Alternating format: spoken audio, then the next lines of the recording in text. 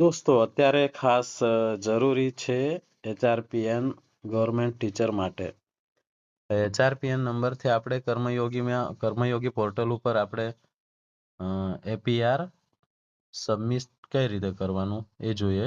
સૌથી પહેલા આપણે લોગિન કરવાનું છે કર્મયોગી ગુજરાતમાં, અને આમાં મારો ઓલરેડી સેવ છે HRPN નંબર અને પાસવર્ડ.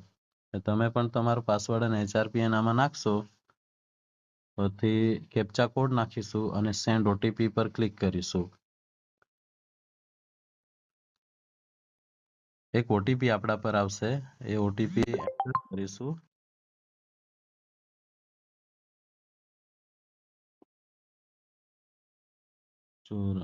Okay, login.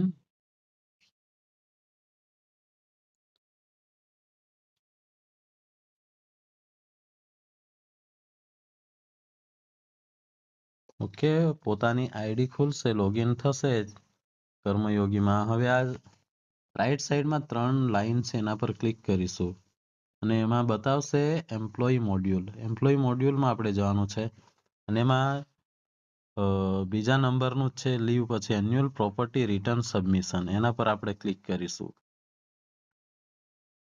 પ્રોસેસ થશે.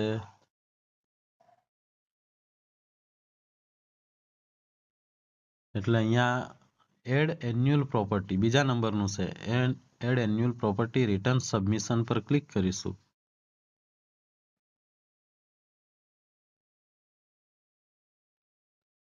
હવે તમે આ રીતે ખુલશે, નીચે જશો તો લખેલું છે આપણી જે ડિટેલ્સ છે, સબમિટ કરેલું છે બધી ડિટેલ્સ એ નાખવાની. હવે લખેલું છે અહીંયા ટોટલ એન્યુઅલ ઇન્કમ, આપણું જે હોય ટોટલ એન્યુઅલ ઇન્કમ એ આપણે દાખલ કરી દેવાની.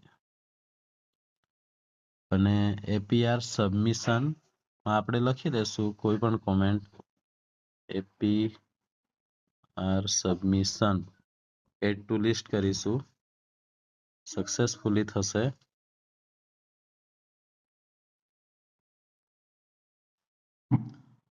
ઓલરેડી મારું સબમિટ કરેલું જ છે, એટલે હું તમને ફક્ત બતાવું છું.